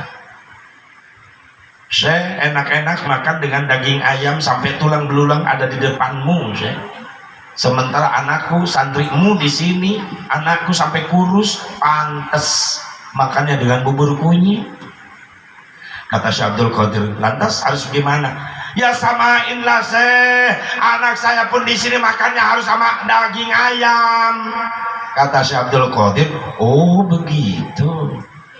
Jadi kalau saya makan dengan daging ayam, santri saya pun harus dengan daging ayam. Iya Syekh, itu namanya adil. Kata Syekh Abdul Qadir, baik. Anakmu nyantren di pesantren saya, makan tiap hari dengan daging ayam sama dengan saya, tapi syaratnya apa? Harus mampu menyamai ilmuku. Ilmu gimana Syekh? Nih lihat, nih tulang-tulang ayam dikepal dengan tangannya Syekh Abdul Qadir. Lalu Syekh Abdul Qadir mengucapkan kalimat qum biidzni, dilempar tuh tulang ayam jadi ayam lagi hidup. Tulang-tulang ayam jadi ayam lagi hidup. Itu karomahnya. Kalau saya punya ilmu begituan, proyek ayam, pabrik ayam bangkrut semua. Nah iya, muludan cukup satu aja ya. Maklum, itu tulangnya dikumpulin ya. Langsung, ini hidup lagi, sembelih lagi, masak lagi, awet ayam satu. Coba udah niat sombong begitu nggak nyampe ilmu begitu. Syekh Abdul Qadir karomahnya subhan. Kalau Nabi Isa qum biidznillah, hiduplah kalian dengan izin Allah. Tapi Syekh Abdul Qadir Al-Jailani Qaddasallahu Sirrahul Aziz dengan kalimat qum biidzni, hiduplah kalian dengan izinku. Inilah prioritas utama. Ilmu diberikan oleh Allah kepada dzurriyyah Rasulullah SAW, yaitu Syekh Abdul Qadir Al-Jailani. Mudah-mudahan kita pecintanya dapat karomahnya, amin. Ya Allah ya Rabbal alamin. Jadi mulianya kita di hadapan Allah karena dapat syafaatnya Nabi Muhammad, dapat cintanya Nabi Muhammad Sallallahu Alaihi Wasallam. Kapan? Nanti di yaumil mahsyar. Orang-orang pada ribut kesono kemari cari pertolongan di yaumil mahsyar nanti. Manusia-manusia berkumpul cari pertolongan, lari ke depan Nabi Adam. Kata Nabi Adam, mau apa? Saya mau minta syafaat Nabi Adam. Lalu Nabi Adam jawab, maaf, aku gak bisa ngasih syafaat. Kenapa Nabi Adam? Aku malu sama Allah. Kenapa malu sama Allah? Aku malu sama Allah. Selama hidupku aku pernah bikin dosa, sehingga aku diturunkan dari surga ke dunia, dan aku bertobat kepada Allah sampai ratusan tahun. Sujudku, kata Nabi Adam, sambil nangis, sambil baca doa istighfar. Apa yang dibaca doa Nabi Adam ketika sujud bertobat kepada Allah? Rabbana zalamna anfusana wa illam taghfir lana wa tarhamna lanakunanna minal khasirin. Itu aku baca. Berapa tahun sujud nangis tobat Nabi Adam? 100 tahun sujudnya sambil nangis. Kita boro-boro sujud 100 tahun, umur aja kagak nyampe. Kita dibawa imam sujud setengah menit, udah pegel leher. Kadang-kadang kita sudah duluin ngebangun, imam masih sujud di depan, kita bangun duluan. Pas tengok ke depan, imam masih sujud, nyusul sujud lagi. Itu membuat bingung malaikat. Kata malaikat, gimana ngenilainya gua? Ini orang sujud 3 kali di tengah rakaat, sahwi aja bukan. Untung malaikat gak pernah humor. Kalau humor udah rocok pantatnya. Mungkin juga itu DKM salah beli karpet. Ya karpet sekarang ada pernya, tumpang. Nggak ada yang betah sujud sekarang. Ya Allah ya Rabbana. Bahkan satu riwayat Nabi Adam ketika sujud membaca Rabbana zalamna anfusana sampai 100 tahun nangis di atas batu, karena Nabi Adam ketika diturunkan dari surga diturunkannya di Boots. Dulu namanya Boots, sekarang India. Istrinya Siti Hawa diturunkan di Jeddah. Makanya sekarang disebut itu kota Jeddah di Mekah. Jeddah itu apa? Nenek turunnya Siti Hawa, neneknya manusia. Nabi Adam di Boots, India. Selama 100 tahun. Lama kelamaan Nabi Adam penasaran, sujud terus-terusan baca istighfar, tapi belum ada jawaban dari Allah. Maka bangun Nabi Adam dari sujudnya, lalu melek matanya melihat ke atas, kaget. Ketika melihat ke atas, dua kalimat bercahaya begitu indah dibaca oleh Nabi Adam, la ilaha illallah Muhammadur Rasulullah. Protes Nabi Adam, ya Allah ya Rabbi, gak sembarangan makhluk bernama Muhammad ada di samping namamu, kecuali Muhammad itu makhluk engkau yang paling mulia. Siapa itu Muhammad ya Allah? Allah jawab, ya Adam, hada ismun min asma'i auladik. Adam, ini Muhammad nama calon putra turunanmu. Manusia ya Allah, iya hebat banget, belum digelar ke dunia dohirnya, namanya udah disiapin. Allah tegesin, Adam, ini Muhammad adalah manusia yang paling aku cintai. Lalu Allah nyuruh Nabi Adam, ya Adam, ud'uni bihaqqihi qad ghafartu lak walaula Muhammadin ma khalaqtuk. Adam, mintalah kepadaku dengan haknya Muhammad, maka aku ampunkan kesalahanmu. Karena kalau aku tidak menciptakan Muhammad, maka aku tidak akan menciptakanmu. Secara tidak langsung inilah asal muasal adanya perintah tawasul. Jadi yang nyuruh tawasul itu Allah. Yang pertama tawasul itu Nabi Adam. Bagaimana kata Nabi Adam tawasulnya? Ya Rabbi, inni atawassalu bihadzal walad antaghfirli hadzal walid. Ya Allah, aku bertawasul perantara putra turunanku yang bernama Muhammad, ampunkan aku bapaknya. Maka Allah terima taubat Nabi Adam setelah Nabi Adam menyebut-nyebut nama Nabi Muhammad. Berarti ada perintahnya kalau begitu tawasul. Ya ada, surah Al-Maidah, Al-Quran. Bismillahirrahmanirrahim. Ya ayyuhan ladina amanu taqullah wabtaghu ilaihil wasilah Wallahu a'lam bimuradi. Orang-orang yang beriman bertakwalah kepada Allah dan minta sama Allah dengan wasilah. Siapa yang dimaksud di sana? Nabi Muhammad. Allahumma rabb hadhihi ad-da'wati at-tammah was-salatil ati sayyidina Muhammadanil wasilah. Kenapa jadi wasilah? Allah tidak akan menciptakan makhluknya kalau tidak terlebih dahulu Allah menciptakan nur Nabi Muhammad. Karena Allah menciptakan lebih dulu, Allah ciptakan nur yang pertama Allah ciptakan. Ketika nur dicipta, Allah berfirman, ya nur khalaqtuka wa sammaituka bi Muhammad. Hei cahaya, aku ciptakan kamu dan aku kasih nama kamu dengan nama Muhammad. Setelah nur Muhammad dicipta, barulah di situ Allah menciptakan aras, lauhil mahfud, kolam, dicipta dari nurnya Nabi Muhammad. Makanya namanya Muhammad, mim ha mim dal, Muhammad. Mim yang pertama adalah mawjudul khalaiq bisababi, adanya seluruh makhluk sebab Allah mengadakan Nabi Muhammad SAW. Haknya Muhammad, hayatul khalaiq bisababi, hidupnya seluruh makhluk sebab Allah menghidupkan Nabi Muhammad SAW. Mimnya yang tengah Muhammad, mautul khalaiq bisababi, matinya seluruh makhluk sebab Allah mewafatkan Nabi Muhammad. Dalnya Muhammad, dukhulul abidil jannah bisababi, masuknya hamba Allah ke surga sebab Allah mempersilahkan Rasul yang masuk surga duluan. Mudah-mudahan kita pecinta wali Allah, pecinta Rasulullah ada di belakang yang ngikut nanti. Amin ya Allah ya Rabbal. Inilah untungnya kita jadi umat Nabi Muhammad. Maka kata Nabi Adam, jangan datang kepadaku, datangi Nabi Nuh. Maka manusia-manusia di yaumil mahsyar datang ke depan Nabi Nuh. Kata Nabi Nuh, ada apa? Meminta syafaat Nabi Nuh. Kata Nabi Nuh, maaf, aku tidak mampu memberikan syafaat karena aku malu sama Allah. Malu kenapa? Aku dikasih umur panjang ratusan tahun di dunia, tapi aku tidak bisa membawa umat Islam yang banyak.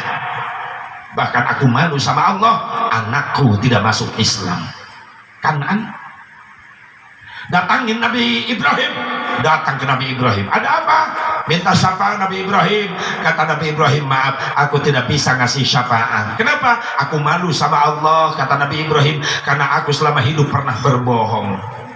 Ayahku tukang pengrajin membuat patung-patung berhala. Ketika satu malam patung-patung yang kecil aku hancurkan semuanya, aku sisakan patung yang gede, lalu kampaknya aku gantungkan di patung yang gede. Pagi-pagi ayahku manggil, siapa yang ngancurin patung-patung Tuhan kita? Aku berbohong, ayah, yang ngancurin patung patung yang gede, kampaknya ada di tangannya. Berbohong aku, nggak gentle. Makanya malu sama Allah, pernah berbohong. Datangi Nabi Musa, semuanya orang ngadep Nabi Musa. Kata Nabi Musa, ada apa? Minta syafaat Nabi Musa. Kata Nabi Musa, maaf, aku nggak bisa ngasih syafaat. Kenapa? Aku malu sama Allah. Malu kenapa? Selama hidup aku pernah berbuat dosa. Dosa apa? Aku pernah membunuh utusan Fir'aun yang bernama Kipti. Aku bunuh. Malu aku sama Allah. Datangin Nabi Isa. Semuanya datang ke Nabi Isa. Kata Nabi Isa, ada apa? Meminta syafaat. Kata Nabi Isa, maaf, aku gak bisa ngasih syafaat karena aku malu sama Allah. Kenapa malu? Dengan adanya aku di dunia, banyak orang salah kaprah menganggap aku sebagai anak Allah. Malu aku sama Allah. Mending datangin tuh orang yang lagi sujud. Siapa dia? Nabi Isa. Dia satu-satunya orang yang paling mulia, paling suci. Selama hidupnya belum pernah berbuat dosa. Siapa dia? Beliau adalah Nabi Muhammad sallallahu alaihi wasallam. Maka Allah bangunkan Rasulullah. Irfa ra'sak, bangun, angkat wajahmu. Lalu Rasul bangun menghadap Allah, minta izin sama Allah. Ya Allah, ya Rabbi, izinkan aku untuk memberikan syafaat kepada umatku. Maka kata Allah, isfa, silakan tolong. Rasul teriak, ummati, ummati. Kita umat yang mencintai beliau, insya Allah bakal menemukan kenikmatan yang terindah yang belum pernah kita rasakan di dunia.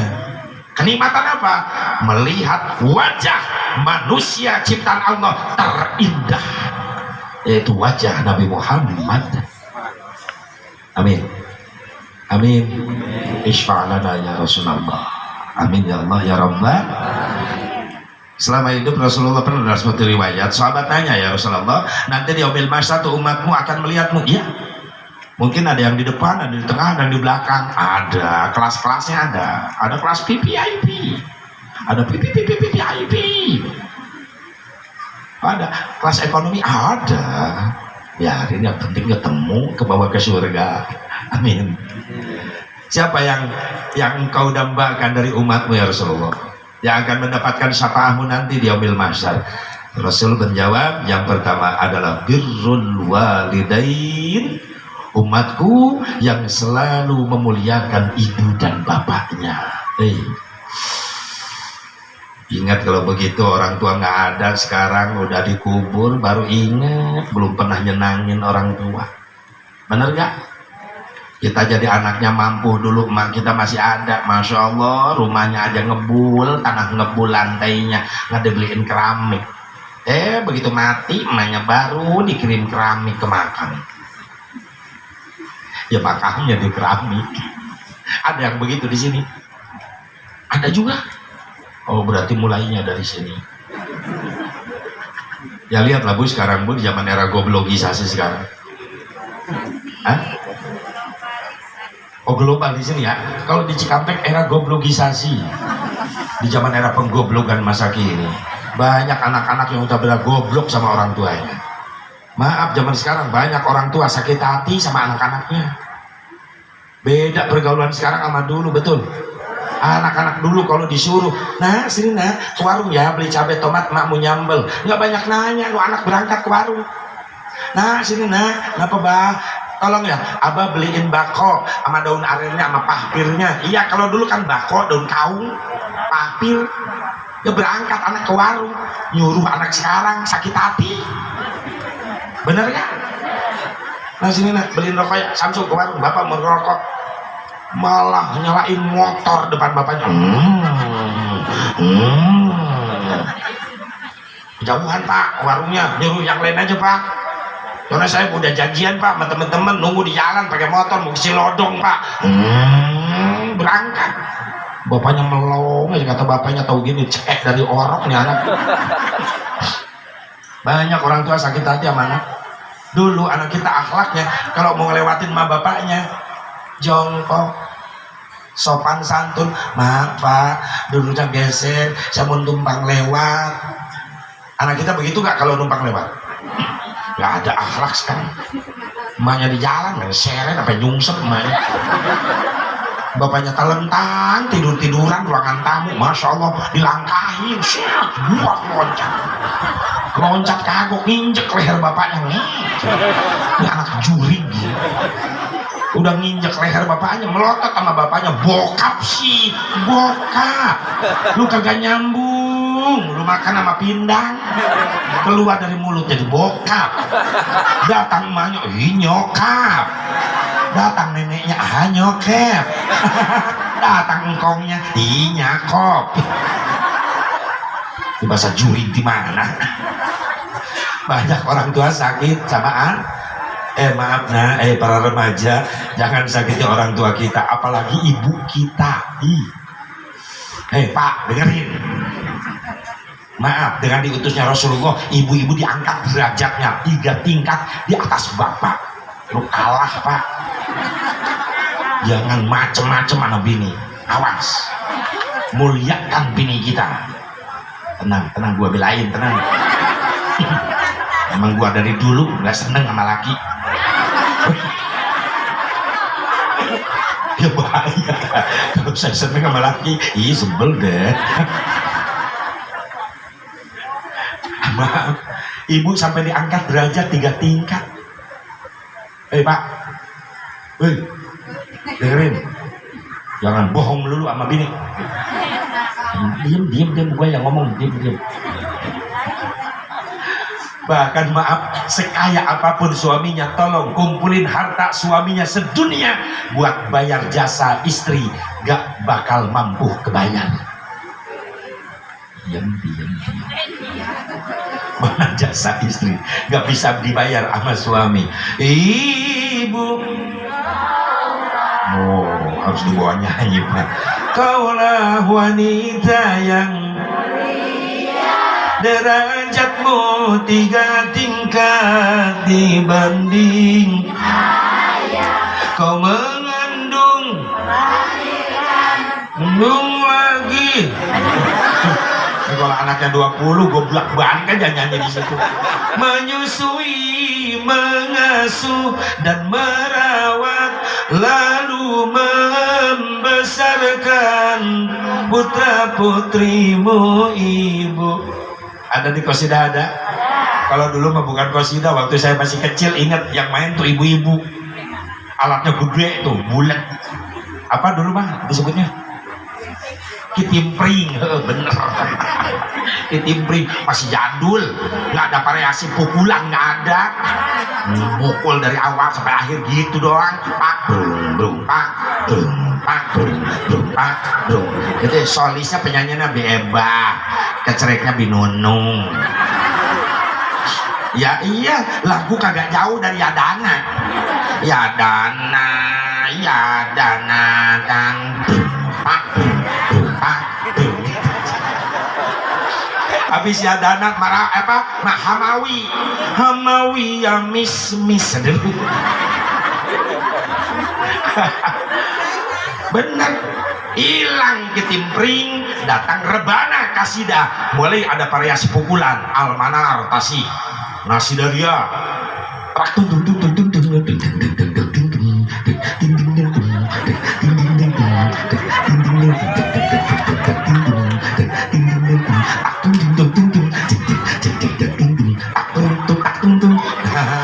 dua hari saya latihan tuh. Hilang rebana, datang cerawis. Hah? Oh mak udah tua di sini ya. Anak santri latihan dikasih dibeliin alatnya bulat-bulat pada kecil, mukul sampai kencang-kencang kedengeran kemana-mana. Opak gemblong, opak emping cucur. Enak tuh merawis.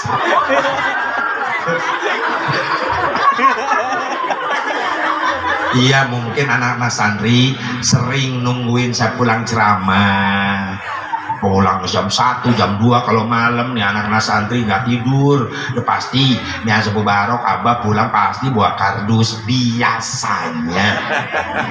Itu panitia pulang ceramah biasanya bawa yang kencang, nah supaya didengar. Ya biasanya 3 dus, 4 dus biasanya. Dus pertama opak ranginang, dus kedua jeruk, pisang, dus ketiga beras, suka dapat beras biasanya. Yang keempat nasi malalah ditumpangin bakaka, begini aja bakaka. Udah, terima kasih atas dukungannya. Ya Allah. Di qasidah ada lagu apa? Ibu sampai 3 tingkat derajat diangkat oleh Allah. Kenapa? Karena ibu punya jasa gak bisa dibayar sama anak. Istri punya jasa gak bisa dibayar sama suami. Mana jasa ibu, jasa wanita? Maaf, jenjang menuju kehamilan biasanya ada proses ibu buang darah kotor sebulan sekali, betul? Kata itu apa namanya? Bahasa agamanya head ya, bahasa nasionalnya apa? Mens. Kalau bahasa Sundanya di sini apa? Halangan, kotoran. Kalau bahasa premannya apa? Ada bahasa premannya ada. Si brewok muntah darah gitu. Udah diam. Udah diam, brewok muntah darah. Si botak jadi merana.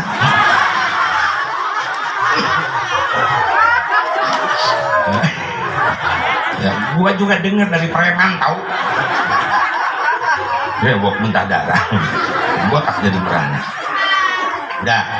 Katanya kalau ibu lagi mens, lagi head, ada yang pegel, sakit badan, bener gak bu? Suami kita ngerasain gak? Pengen terima beres aja. Kata ibu-ibu kalau gitu nggak adil dong. Yang men wanita, bapak-bapak enggak justru adil. Ketika ibu mens, ada ibadah mahdoh yang diliburkan. Allahu Akbar, Allahu Akbar. Adzan lohor, ibu tidur bablas sampai maghrib.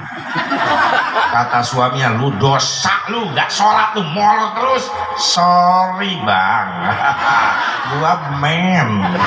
Enak banget jawabnya. Puasa Ramadan siang-siang di kamar. Kata suaminya, nah lu ketahuan lu gak puasa, dosa lu. Sorry bang, gua men, gak percaya. Lu lihat. Ya buat bukti lah. Makanya yang men ibu-ibu syukurin lah bu. Kenapa? Karena ibu-ibu kalau men penanggulangannya gampang. Kenapa? Karena ada softtek. Kalau bapak-bapak men, coba gimana softteknya? Masa dibuntal pakai anduk? Ibu-ibu men ada softtek, nggak kebeli softtek gampang ibu, tinggal lari ke dapur, lap kompor, jejelin, susah amat, gampang penanggulangannya. Mana lagi jasa yang nggak bisa dibayar oleh bapak-bapak dan anak hamil. Waktu ngidamnya aja ibu udah repot. Banyak ibu-ibu ngidam kesurupan aneh-aneh maunya. Ya iyalah, pengen pepes bajai, cuma nggak bungkus naik. Ada lagi yang kesurupan, yang ngidam.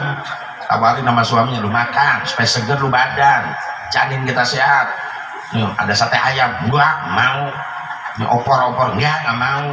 Nasi doang bang. Iya makan lah nasi doang juga. Pengen dicocolin nasinya bang. Ya cocolin sama opor, gepuk tuh ada tuh sate. Bukan, dicocolin sama apa tuh nasinya? Sama kepala kiai. Kesurupan nih orang. Dia mah dendam ngidamnya. Mana kiai mau dicocol kepala? Datang suaminya minta izin sama kiai yang rindu ya, istrinya lagi ngidam pengen nyotol nasi sama kepala kiai. Kata kiai aneh-aneh yang ngidam, sebelum gua dicocol mending lu gua cocol sekarang ya. Udah kacau tuh yang ngidam, ya amit-amit kesurupan ngidamnya. Ngidam aja udah repot, apalagi udah gede perut 8-9 bulan kan repot bu ya. Laki kita mah tenang-tenang aja. Ibu tidur, masya Allah nggak nyaman tidur lagi gede perut, bener gak? Telentang, tengkurap, repot, takut mejret. Tidur telentang terus, takut ada yang naik lagi, naik ke puncak gunung. Serba salah. Iya. Serba salah, makanya harus baik sama istri. Ya Allah ya Rabbana. Apalagi jasa yang bisa dibayar sama suami, melahir, nyawa taruhannya pak, nyawa taruhannya. Setiap ibu melahirkan seorang anak maka ratusan ribu urat saraf kecil putus, nyawa taruhannya. Suami kita ngerasain nggak? Ibu mah di kamar mah bidan, suami di luar keliling sono kemari nyoting jinggo. Lagi perempuan, bininya di kamar, nyawa taruhannya. Kata bidan, lu suaminya? Ya bu bidan, temenin, udah loyo, udah lemes tuh bini lu, udah kurang tenaga, baru nyamperin. Sabar kan, enak tuh ngomong sabar, gue sakit. Ya tawakal lah, ayo keluarin tali tenaga, itu kepala orang udah nongtot mau keluar. Udah lemes, lemas, nggak ada tenaga. Sama papa bareng ayo supaya ada tenaga baru. Ayo 1, 2, 3 bareng. Malah suaminya yang lahirin duluan. Sampai bidan kaget nih, orok bau apaan. Masya Allah.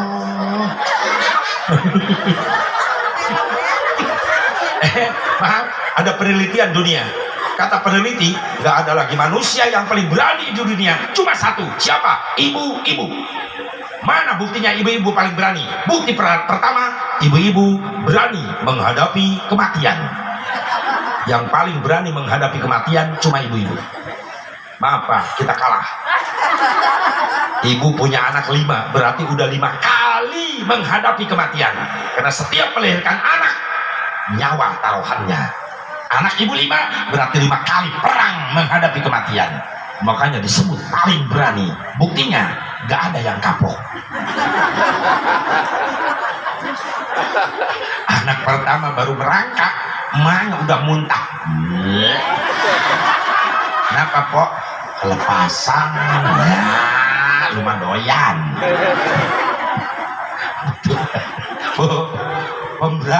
Pemberani. Bukti kedua, ibu-ibu pemberani. Bukti kedua, ibu-ibu berani ngeridit. Yang paling berani ngeridit ibu-ibu ngutang. Makanya wajar lah ibu-ibu kalau jalan pelan. Kenapa? Kerudung sampai sendal belum lunas semua. Ya mulu derajat ganti seragam. Memang ibu-ibu di mana-mana begitu. Ya serunya pengajian ibu-ibu itu ada variasinya, ada kreditan, ada arisan. Kalau bapak-bapak sepi pengajian, nggak ada kreditan serempak, nggak ada. Ya Allah ya Rabbana, bu, melahir, kan pemberani ibu-ibu, berani ngeridit. Yang ketiga, mana bukti ibu-ibu pemberani? Bukti ketiga, ibu-ibu berani marahin yang dagang. Paling galak sama yang dagang ibu-ibu. Bapak-bapak mau makan ada ada nasi doang. Ada tukang chicken lewat. Mang, chicken berapa? Paha. 6.000, 4.000 ya. Gua bisa bang, 6.000. Ini bumbunya crispy. Kalau laki-laki mikir, biarin mal juga gua beli, yang penting bisa makan. Daripada gua capek ngejar-ngejar ayam, belum nyembelihnya, belum merebusnya, dudutin bulunya, gorengnya. Oh lama banget. Udah bungkus bang, 6.000. Jadi simple laki-laki mah. Pikirannya rasional, nggak banyak bacot.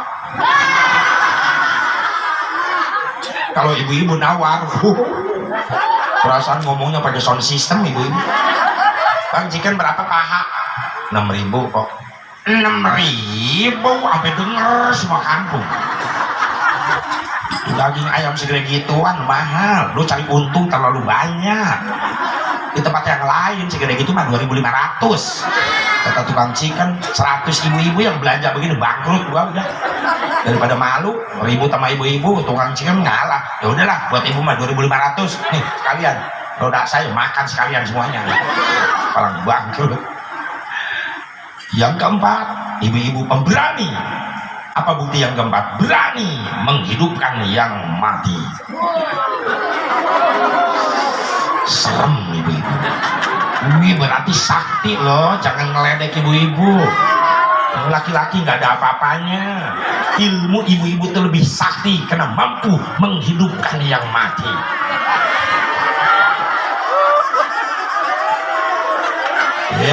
Nyalain kompor, ngeres lu pikiran.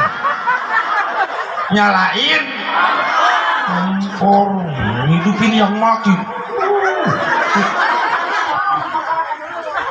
Udah nih hebatnya ibu-ibu. Mudah-mudahan panjang umur. Kalau nggak ada gerakan Majelis Islam ibu-ibu nih sepi pengajian. Ngandelin bapak-bapak susah. Makanya saya di Cikampek kalau ngadain pengajian nggak pernah ngundang banyak bapak-bapak, olok undangan. Sebarin sama bapak-bapak 100 undangan, yang datang 5, engkong-engkong semuanya, yang 4 molor, yang 1 batuk. Mengundang ibu-ibu, ibu-ibu cukup 2 undangan, 2 desa, yang datang 2.000, mantep. Cuma olok kejo. Jangan dulu tepuk tangan. Iya, undangan nggak olok tapi makanan olok.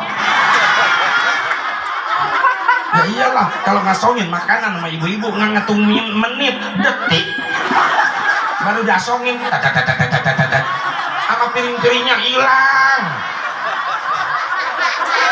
nyubit bapak-bapak awet. Lihat tuh di piring tuh, lihat awet. Kokong, nunung tuh, lihat tuh. Depan bapak-bapak jeruk pisang awet. Bapak-bapak ngadepin pisang gini aja. Modus. Nunggu orang meleng pisang hilang satu. Dikantongin sama bapak-bapak. Lu gak percaya kodok di kantong celana bapak-bapak, pasti ada pisang.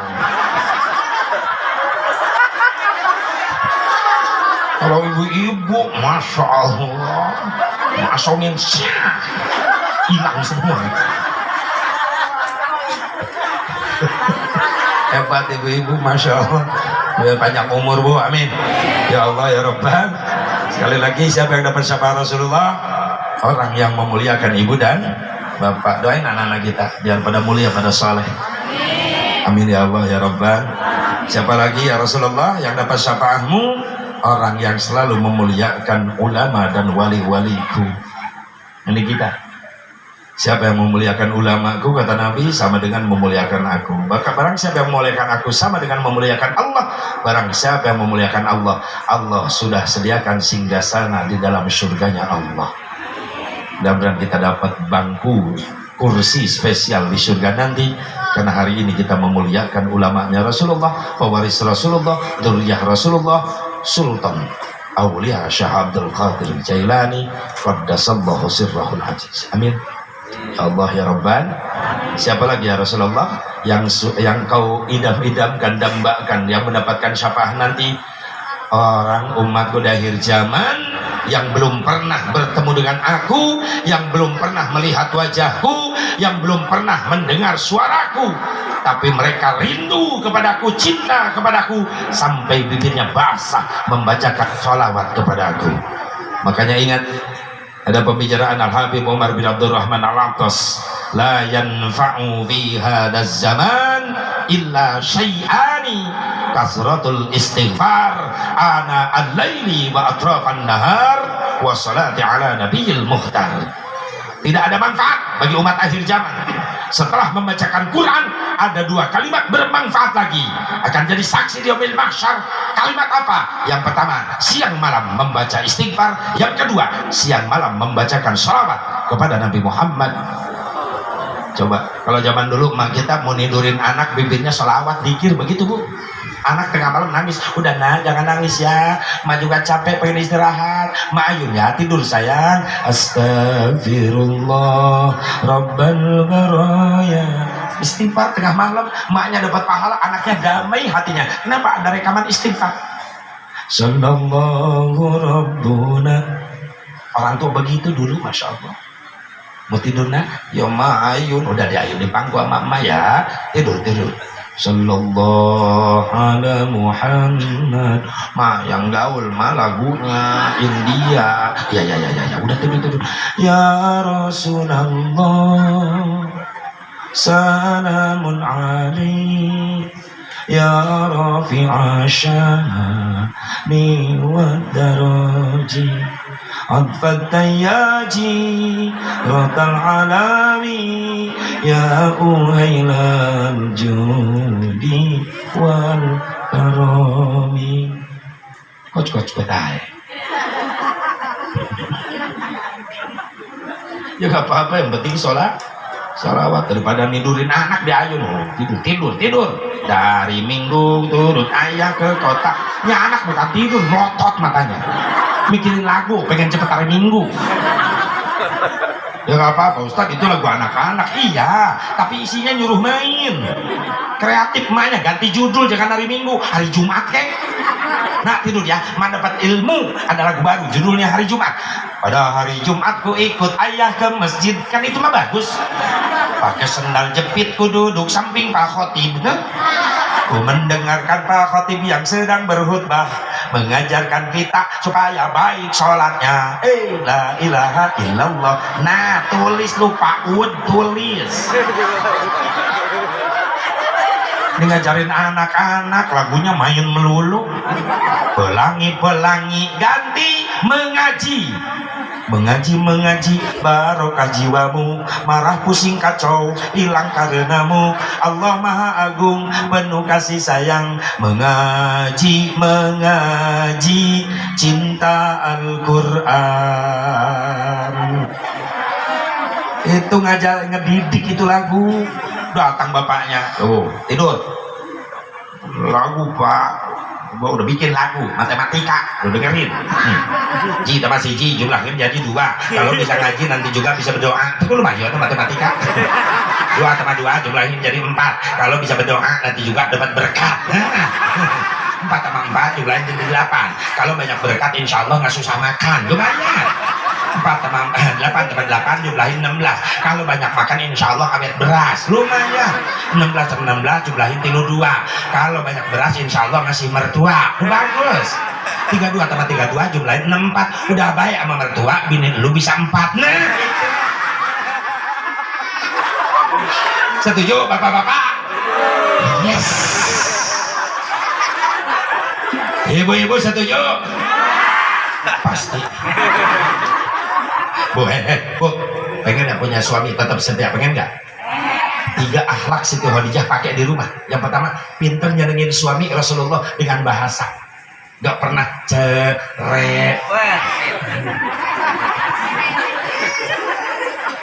Khadijah kalau ngobrol tuh rendah suaranya depan Rasulullah. Ya Humairah, cantik, bunga mawarku sini sebentar. Labbaika ya Rasulullah. Rendah. Ada apa wahai utusan Allah? Kalau nggak ngerepotin, tolong aku seduhkan air susu. Baik, tunggu sebentar, aku bikinkan. Nikmat. Beda mau Khadijah Cilangkap, Cikampek, itu CS-nya itu. Suaminya teriak, nah bikinin kopi ya. Datang ke tengah rumah, termos dicinjing, gelas sendok, ini bikin lu sendiri. Gua lagi masak, kalau gua nggak masak lu makan. Sama kopi lu nyuruh gua, ini termos di gelas, di gula. Kopinya mana? Kerok leher lu, masya Allah. Daki, tolong. Ada istri begituan? Ada pak, ada gak? Oh, lu mitnah lu, hoak. Nggak ada bu ya, nggak ada yang ngaku.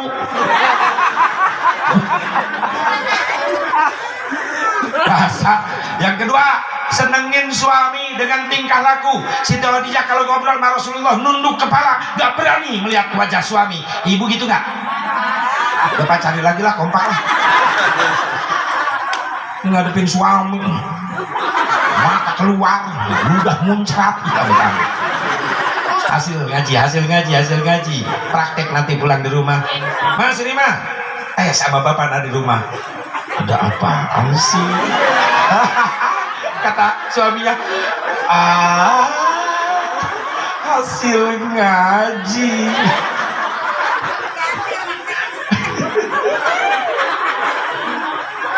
Tiga, senengin suami sama dandanan. Siti Khadijah tuh udah cantik alami, tapi ketika mau ngobrol sama Rasulullah, beliau dandan lagi sampai Rasul tuh betah dari pagi sampai sore, nggak mau jauh dari sisi Siti Khadijah. Umar bin Khattab nanya, suatu ketika Rasulullah, aku lihat engkau duduk di samping Khadijah dari pagi sampai sore, sampai kau nggak mau jauh dari Khadijah, ada apa ya Rasulullah? Rasul jawab dengan senyum, Umar, gimana aku menjauhi Khadijah? Karena aku memandangnya begitu betah, nggak pernah kapok. Karena di sampingku adalah bidadarinya surga. Cantik untuk suami. Ibu dandan, suka dandan? Mau kemana? Belum mah gitu. Kondangan lu babak belur. Pabrik cat pada pindah semuanya. Biru hijau, wah banyak. Bibir udah merah lagi. Percis ajabnya gel embe. Gimana? Kondangan. Ya pocok disemprot. Yang dapat tukang ojek. Giliran mau monor sama suami. Habis sholat isya, suaminya ampe rusuh pengen pulang ke rumah. Udah janjian sama bini, masuk kamar meringkak bulu kuduk suaminya. Ada tidur telentang di kasur, rambut acak-acakan. Masya Allah, boro-boro dandan, tali BH putus sebelah, yang sebelah udah sambung pakai penitih. suaminya melong aja. Innalillahi wa inna ilaihi raji'un. Allahu la ilaha illa huwal hayyul qayyum. Baca ayat kursi. Ya Allah, sore-sore udah ada penampakan ya Allah. Pasti liatin lo bini gua. Biarin jelek-jelek gua rindu. Udah peluk aja dah. Dipeluk sama suaminya. Teriak suaminya. Penitih nojos. Udah jelek bau nyiksa lagi. Makanya Pak, kalau punya bini casingnya model begituan, udah sedang-sedangnya masukin kulkas Pak. Kalau bisa ganti HP lah. Allah, keondangan lu babak belur. Dandan, suami pulang sore jam 5, habis sholat asar dandan. Anaknya nonton, undangan. Siapa yang ngajak? Dandan, hasil ngaji tadi. Mana jemput bapak bandara bapak lu dari sawah naik pesawat pintu dandan mantep dah, buka deng jendela nengok keluar, subhanallah walhamdulillah, baca tasbih terus. Ya Allah, berkah tasbih yang aku baca, pahalanya sampaikan kepada suamiku yang ada di jalan, selamatkan di jalannya ya Allah, hasilkan rezeki yang berkah buat bekal ibadah. Suka kan nungguin suami ngedoa begituan? Boro-boro. Coba nekat. Cari uang lagi. Begitu suaminya nongol kelihatan, wah suamiku pulang. Assalamualaikum. Waalaikumsalam warahmatullahi wabarakatuh. Lipen dilihat lagi, udah cakep dah. Buka pintu, senyum. Suaminya bengong. Baiti jannati, rumahku adalah surgaku ya Allah. Di tempat kerja, di jalan banyak yang cantik, ternyata ini yang lebih cantik ya Allah. Muji suaminya, indahnya bulan, seindah wajahmu, kuningnya emas, tak sekuning gigi.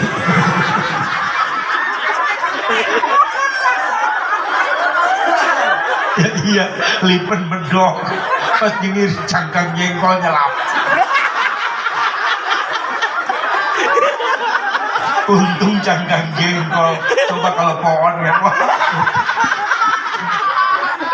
Lalu nggak hati-hati lu, lipen bedok jengkolnya lap. Ih kami kan. Segitu mah mending masih muda. Alhamdulillah. Ibu nanya, Asep, Siti Khadijah begitu baik, anaknya mulia, ada yang ngedidik? Ada. Siapa? Rasul suaminya. Bapak pengen punya istri soleha? Pengen?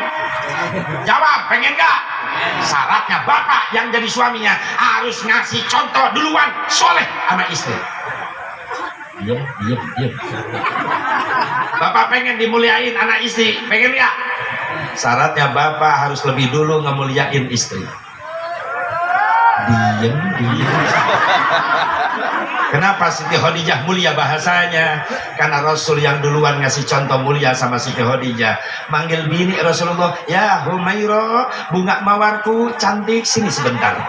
Ibu pernah gitu-gitu sama bapak?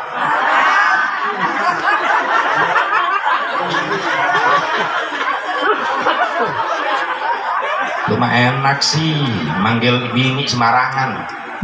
Peang sini. Isinya makin kasar. Ada apaan jebrak? Astagfirullahaladzim. Si Peang sama si jebrak.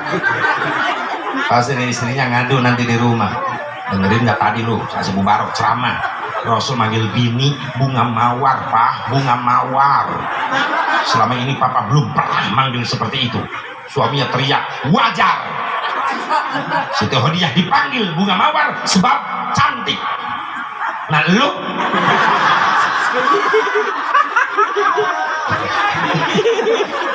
ya jangan gitu Pak, kan Bapak juga cinta sama aku, masa nggak pernah panggil bunga mawar? Oh pengen dipanggil bunga, oke. Hei bunga jawer kotoku. Bau dia, bompol. Awas Bu, siapa yang dapat sapa Rasulullah? Orang yang selalu membasahi bibirnya, membaca istighfar, membaca salawat kepada junjungan kita Nabi Muhammad Sallallahu Alaihi Wasallam. Mudah-mudahan ada manfaatnya. Udah jam 2. Hah? Biarin ngaco jam-jam gua. Saya mau langsung ke Ciawi, tapi insya Allah istirahat dulu sebentaran lah. Paling asar, habis asar lalu berangkat ke Ciawi. Mungkin berapa jam dari sini? Bisa sejam nyampe lah, karena dari Ciawi gak jauh. Mudah-mudahan sekali lagi kita dipanjangkan umur, disehatkan lahir batin oleh Allah, dimudahkan rezeki buat bekal ibadah, turunan-turunan kita jadikan turunan yang soleh dan solehah. Intinya kita mendapatkan nanti di yaumil mahsyar syafaatnya Nabi Muhammad sallallahu alaihi wasallam. Allahumma shalli wa sallim wa barik ala sayyidina wa habibina wa syafi'ina wa karimina wa maulana Muhammad wa sallim radhiyallahu ta'ala an kulli sadatina ashabi Rasulillah ajma'in. Amin ya Allah ya rabbal alamin. A'udzubillahi minasyaitonir rajim. Bismillahirrahmanirrahim. Alhamdulillahirabbil alamin hamdan yuwafi ni'matahu wa mazidah. Ya rabbana lakal hamdu kama yanbaghi li jalali wajhikal karim wa 'azimi sultanik. Allahumma ighfir lana dhunubana wa liwalidina warhamhum kama rabbawna shighara wa li jami'il muslimin wal muslimat wal mu'minin wal mu'minatil ahya'i minhum wal amwat. Allahumma asin aqibatana fil umuri kulliha wa ajirna min khizyid dunya wa 'adzabil akhirah. Rabbana atina fid dunya hasanah wa fil akhirati hasanah wa qina 'adzaban nar. Sallallahu ala sayyidina Muhammadin nabiyil ummi wa ala alihi wa sahbihi wa sallam. Bi fadlika subhana rabbika rabbil izzati amma yasifun wa salamun alal mursalin walhamdulillahi rabbil alamin. Adanallahu wa iyyakum ajma'in. Wallahul muwaffiq ila aqwamit thariq. Assalamualaikum warahmatullahi wabarakatuh.